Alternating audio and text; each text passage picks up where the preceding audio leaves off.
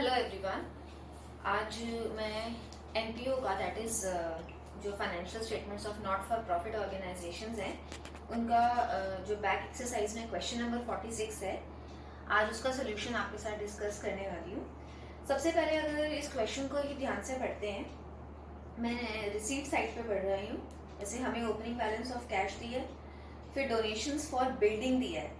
मतलब क्या है कि ये जो डोनेशंस हमें मिली हैं ये स्पेसिफिक डोनेशन है, क्योंकि ये हमें स्पेसिफिकली बिल्डिंग के लिए दी गई है। जो स्पेसिफिक डोनेशंस होती हैं वो हमेशा बैलेंस शीट में लिखी जाती हैं।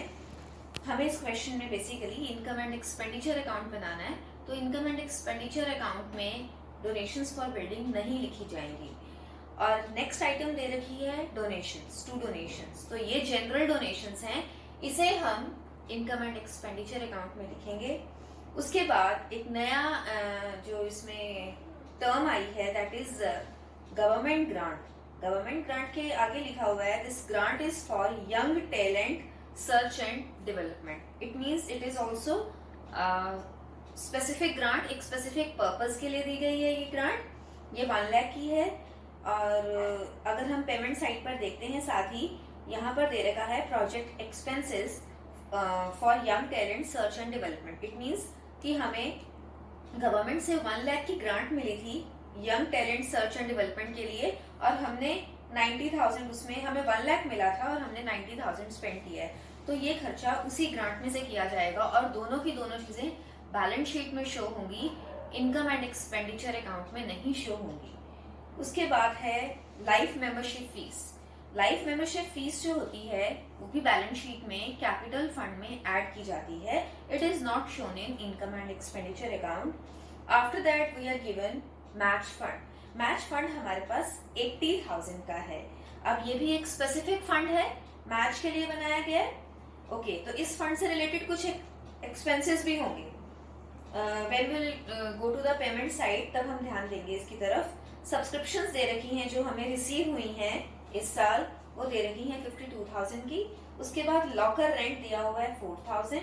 इंटरेस्ट ऑन इन्वेस्टमेंट्स दे रखा है 10,000। ऐसे ही सेल ऑफ फर्नीचर दी हुई है। 1 लाख का फर्नीचर हमने सेल किया है इस साल और उसकी बुक वैल्यू है 80,000। इट मीन्स कि हमने 80,000 का फर्नीचर 1 लाख में सेल किया है, तो हमें 20,000 का इसमें गेन हो रहा है सेल करके। और एंट्रेंस फीस दे रखी है 50,000 की। अब हम अगर पेमेंट साइड पर आ रहे हैं, पेमेंट साइड पर पेमेंट्स में पहले लिखा हुआ है बिल्डिंग 4 लाख, तो ये तो वैसे भी हमारा कैपिटल एक्सपेंडिचर है। प्रोजेक्ट एक्सपेंसेस, अब देखिए वो मैंने आपके साथ डिस्कस कर चुकी हूँ कि हमें 1 लाख की ग्रांट मिली थी और उसमें से हमने 90,000 के एक्सपेंसेस किए हैं। अब मैच फंड 80,000 का दे रखा था और मैच एक्सपेंसेस 90,000। अभी देखिए यहाँ पर हमें मैच फंड मिला था 80,000 का। ओके, मैच फंड हमारा कलेक्ट हुआ 80,000, ठीक है। लेकिन जो हमारे मैच एक्सपेंसेस हुए हैं वो हुए हैं 90,000 के। जाहिर सी बात है कि जो जिस फंड का खर्चा होता है वो उसी फंड में से ही लिया जाता है।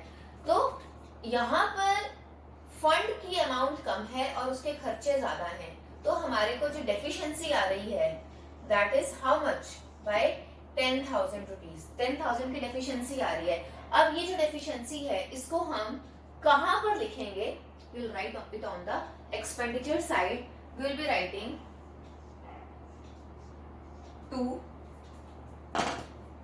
To match fund, to match fund, ठीक है। लिखेंगे कि यहां पर लिखेंगे 10,000 that is where deficiency, why the reason being जो है एक्सपेंसेस है हमारे, expenses being more than fund. वो हमने कहां से राइट ऑफ किए, वो हमने कहां से रिकवर किए? इनकम एंड एक्सपेंडिचर से। उसके बाद यहां पर फर्नीचर दे रखा है। इस साल हमने 1,21,000 का फर्नीचर खरीदा है। That again is a capital expenditure, it will go in the balance sheet. अब यहाँ पर एक और हिडन एडजस्टमेंट है जिसका बहुत ज्यादा ध्यान रखना है, ये बहुत इंपॉर्टेंट एडजस्टमेंट है यहाँ पे दे रखा है बाय 10% इन्वेस्टमेंट्स 1,60,000। तो हमने इन्वेस्टमेंट्स खरीदी इस साल, we purchased investments for rupees 1,60,000।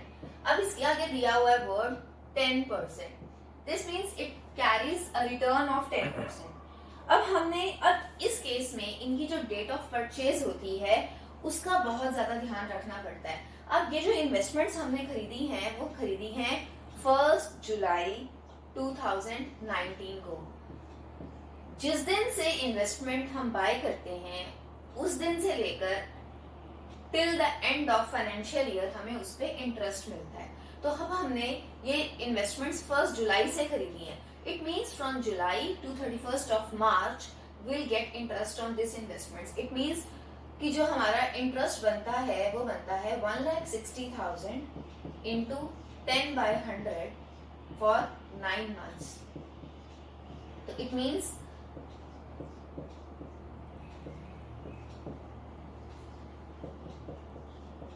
जो इंटरेस्ट हमें मिलना चाहिए इन इन्वेस्टमेंट्स पे वो है 12,000। ओके, बट अभी हमने रिसीट साइड पे देखा हमें कितना इंटरेस्ट एक्चुअल में मिला इन इन्वेस्टमेंट्स पे 10,000। तो इट मीन्स कि हमें मिलना चाहिए था 12,000, वी हैव रिसीव्ड 10,000। तो it means that 2,000 interest not received yet, तो लिखेंगे यहाँ पे एक्रूड इंटरेस्ट। अब इसका accounting treatment income and expenditure account में कैसे किया जाएगा वो अभी डिस्कस करते हैं। सैलरीज 70,000 दे रखी है और सैलरीज के रिगार्डिंग एक एडजस्टमेंट दे रखी है कि salaries outstanding as at 31st of April 2019 they were 10,000 and as at 31st of March 2020 were 5,000। उसके बाद इंश्योरेंस दे रखी है 3,500, सन्ड्री एक्सपेंसेस दे रखे हैं और क्लोजिंग बैलेंस दे रखा है। तो now let's start with the solution. अब देखिए स्टार्टिंग विद इट, अब सबसे पहले यहाँ पर मैं लिख रही हूँ आफ्टर मैच फंड, मैं लिख रही हूँ सैलरीज। सैलरीज हमें दे रखी हैं 70,000। अब ये हमने सैलरीज इस साल पे की हैं क्योंकि पेमेंट साइड पे 70,000 दिखाया, और जो उसकी एडजस्टमेंट है वो ये है कि सैलरीज जो हैं इस साल भी आउटस्टैंडिंग तो दे रखी हैं वो है 5,000। Of course outstanding for the current year, ठीक है, outstanding for current year it will be added कि अभी हमने 5,000 की और पे करनी है, तो वो हमने ऐड कर दी कि वो इसी साल का खर्चा है। But salaries outstanding as at 1 April 2019 were, और पिछले साल की जो आउटस्टैंडिंग जो हमने इसमें काउंट की है वो ये है, तो उसको हमने यहाँ से लेस करेंगे। This is outstanding for 2018-19। तो now it comes, net figure comes 65,000। Okay, after that salaries के बाद नेक्स्ट जो हमारा एक्सपेंस है वो है इंश्योरेंस। इंश्योरेंस से रिलेटेड हमारे पास कोई भी एडजस्टमेंट नहीं है, इसलिए हमने इसे आउटर कॉलम में लिखा। फिर to sundry expenses, these are given 4,700, वो भी हमने लिख लिया। Okay, that is it. And now I am coming on the income side. अब जो हमारे पास फर्स्ट एडजस्टमेंट दी गई है वो सब्सक्रिप्शन से रिलेटेड दी गई थी, और वो एडजस्टमेंट में ये लिखा हुआ है कि there are the club had 550 members and each paying an annual subscription of 100 rupees.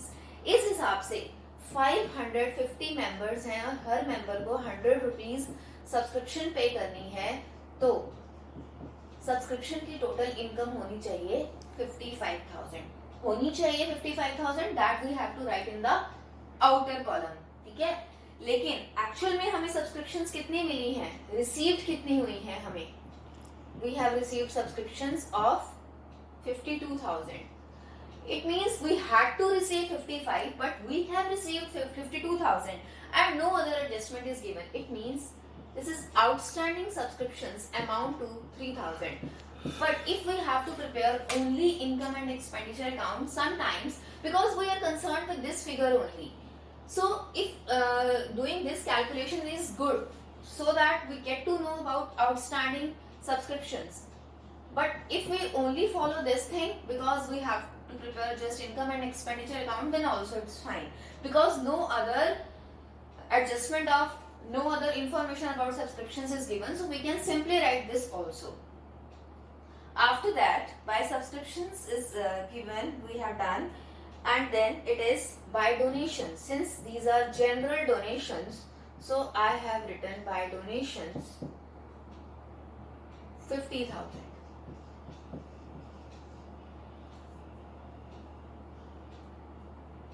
By locker rent, by locker rent, it is given by locker rent 4,000, that I have taken 4,000, and then now comes by interest on investments. Simply the amount of interest on investments that had to be received, that is ought to be received, is 12,000. That we have to write in the outer column. जो हमें मिलना चाहिए वो मैंने बाहर लिख दिया, but actual में कितना receive हुआ? 10,000. Because it's given on the receipt side कि interest on investments is received 10,000.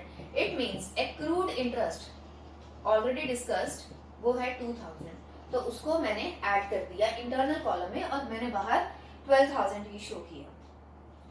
This adjustment is very important. After that, sale of furniture is given. Furniture, the furniture whose book value was 80,000, it was sold for 1 lakh. It means it was sold on a gain of rupees 20,000. So I'll be writing by gain on sale of furniture. 20,000 का gain हो गया. एक जिसकी book value 80,000 थी, आप उसको 1 लाख में cell कर रहे हैं. And then it is by entrance fee. By entrance fees, that also, that is 50,000. So we have done the accounting treatment of all the adjustments. There were only 2 adjustments regarding, one was regarding subscriptions, one was about salaries, and one was hidden adjustment about interest on investments. But in this question, the match fund was less and match expenses were more, and there was government grant for some specific purpose, so that had not to be taken in income and expenditure account, that goes in balance sheet. That is it. So we are done with all the adjustments. Now let me total up. Let me total up 1,05,000 and then 16. Then it comes out to be 1,91,000. So I'm also writing 1,91,000 here. Over here 75,000 plus 8,200. It is 83,200. It means we are getting surplus, and by how much amount, let me tell you.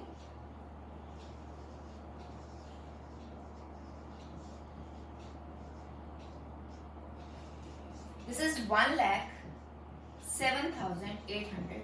This is the balancing figure, that is the surplus. So do watch this video again if you have any doubt, any confusions, and this is how we have to solve these type of questions. Thank you.